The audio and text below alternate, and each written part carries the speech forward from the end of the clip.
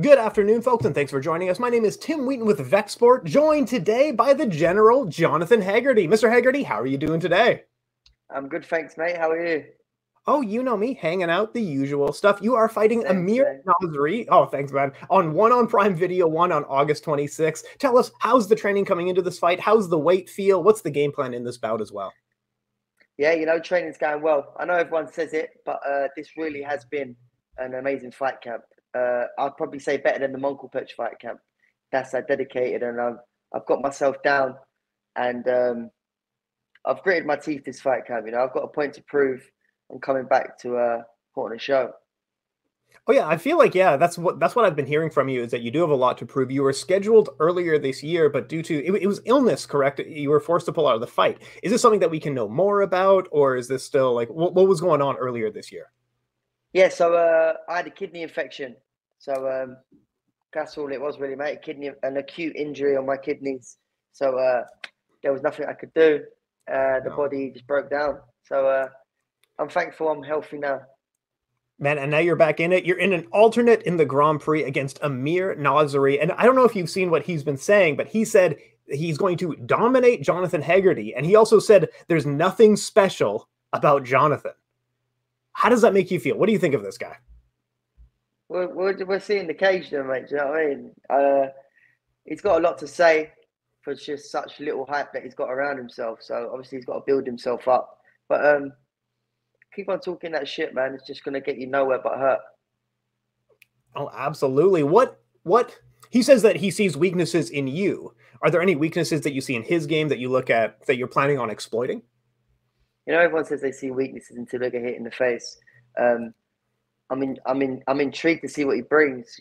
All this talk that he's bringing, and see if he can back you up with the fighting. But I see a lot of weaknesses, and I'm there to exploit them. Oh, that's absolutely awesome. Now, we were just talking off air. You're in London now. Weren't you just in LA like 2 weeks ago? And then you're going to Singapore in a few days. I get exhausted on long flights. How do you handle it? This is something that you're doing for a living. What's your game plan going into flights? I mean, it's enjoyable, really. You know what I mean? I get to travel the world doing things that I love. So I can't complain. But now I'm settled and I'm ready to kick some ass, mate. No, man, that's absolutely awesome. I guess at the end of it, you're beating some people up. That is absolutely awesome. And you're fighting on Amazon. How does it feel? It feels like there's a little bit of a different energy as we're going to the Amazon Prime Video fight card. Speaking to people on the inside and stuff like that, what's your perspective on fighting on Amazon Prime? I'm excited, for the first time to put on a performance. I'm there to put on a show. I always put on a show, but this time I'm here to really make my name be known. So let's go. I'm excited. Oh, absolutely awesome stuff. And you do get asked about Rodtang all the time. So I'm going to circle around it. Okay. Who would you rather have in a rematch, Rodtang or Superlek?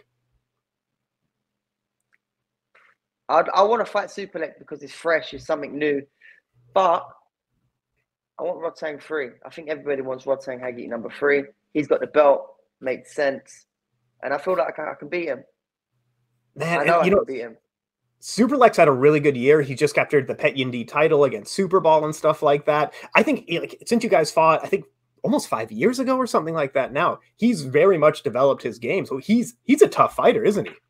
Yeah, 100%. But on the other hand, I've changed my style as well.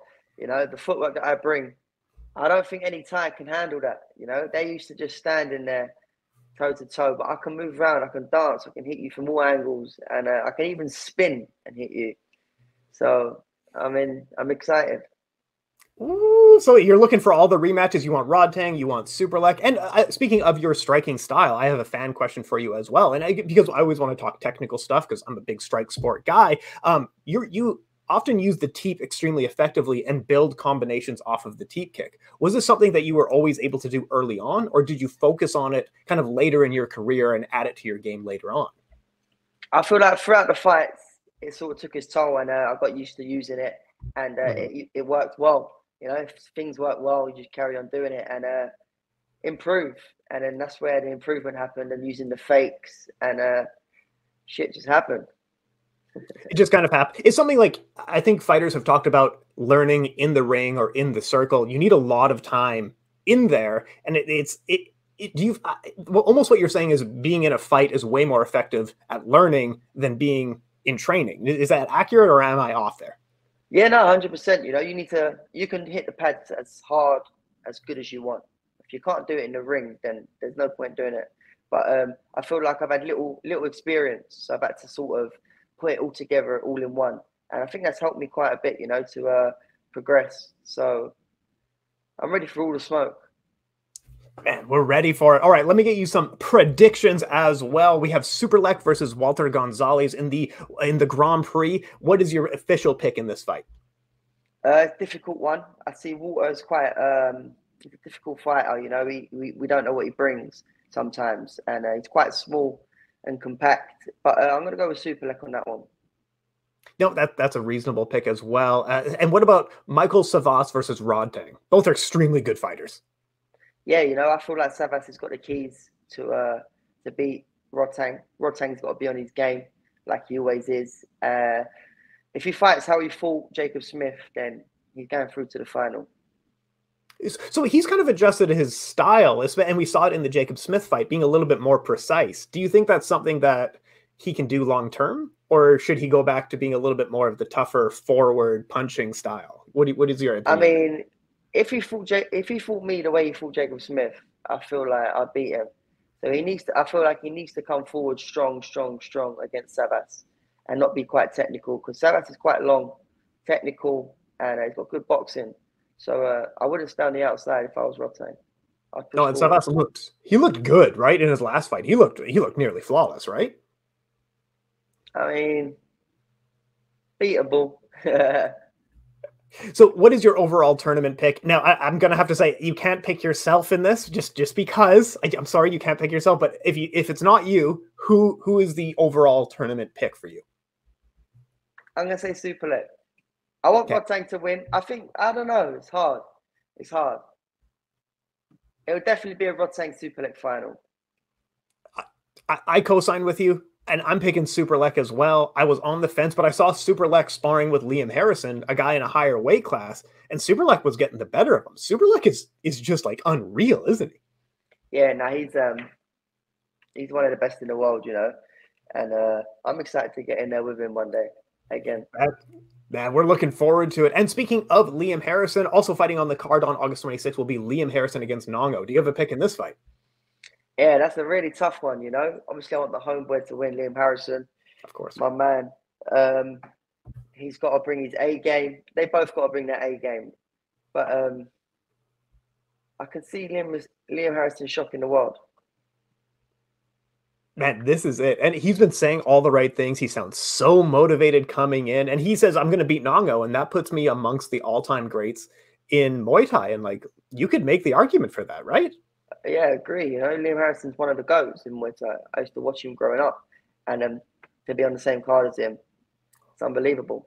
So, Let's go UK. Let's go UK. And on the main event of that card, I want to get your official pick. Demetrius Johnson is looking to avenge his knockout loss to Adriano Moraes. What do you think of this matchup? Who do you have taking away the title?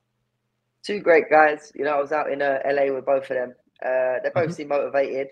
And it's a tough one. Moraes is, I think that's how you say his name. Sorry if I... Adriano Moraes. Moraes, that's the one. Sorry. He's massive. He's big. He's the same size as me also. So we're two big flyweights. I feel if Mighty Mouse can get inside, he might win. But other than that, I'm not really too sure with the MMA side. I hope them both have a good fight. Both have a good fight. What is the deal? So I've heard Rodtang saying next year I want to do MMA. You've been saying it for a few years, like I'm going to MMA. What is the... And we've debated about it with like kickboxers and MMA fighters. Why do so many fighters from kick sport want to transition to MMA? And I'm saying this as a fan of kick sport, of like, can't we just all hang out here and have a good time? You know what I mean? I mean, MMA is the real goal for me. It has been from such a young age. And I feel like it's bigger than Muay Thai. Unfortunately, because Muay Thai is my love. And I love Muay Thai. But yeah, MMA is much bigger. And it's well known, so that's where I want to be. I want to be known as one of the greatest. So MMA it will be. Absolutely. And if we look into the future here, looking at yourself 5 years from now, 10 years from now, where do you picture yourself? I picture myself as the MMA champion. That's saying a lot, eh? 100%. Oh man, that is absolutely awesome. Now I have another question. How did you join One Championship through DMs on Instagram? This doesn't seem real. That doesn't sound real. What's the deal there? Oh yeah, just one day I just messaged them saying, "Great show. I hope to be a part of it one day." And then 2 years down the line, I remember training with Christian Knowles, one of my main trainers, and he said they'd give you a contract. I was just like, "Really?" He's like, "Yeah." So I was overwhelmed, and then 2 fights in to get the One Championship world title, dream come true. You know, work hard and sacrifice, and you could do anything. Man, absolutely unreal. No, you've had an absolutely incredible career, and we're not even halfway through. You're still going to have an incredible career going forward. You've been in the sport for quite a while as well. What advice would you be giving to others who are starting out in the sport? What would you tell them? Are you prepared to get punched in the face? Would be the first question, and also, just dream big. You never know where you can go if you sacrifice things and train hard and dedicate yourself. The sky's the limit. Just push yourself as far as you can go, and that's it. Just keep smashing it. Man, absolutely awesome. Last one for you. Send us out of here. Shout out who you need to shout out. Any sponsors or anything like that. Your fight is on August 26th on One Prime Video. But talk us on out of here, Mr. Haggerty. Yeah, so thank you for everyone for supporting me. Thank you for all my main sponsors. You'll see them on Fight Night, on my fight banner, my fight t-shirt, and also my fight shorts. I appreciate you guys. I appreciate everyone that's supporting me and following me. And US fans, make sure you're watching because I'm coming to put on a performance of a lifetime. Thank you so much for your time, sir. Best of luck in the upcoming fight. Thank you, mate. Thanks.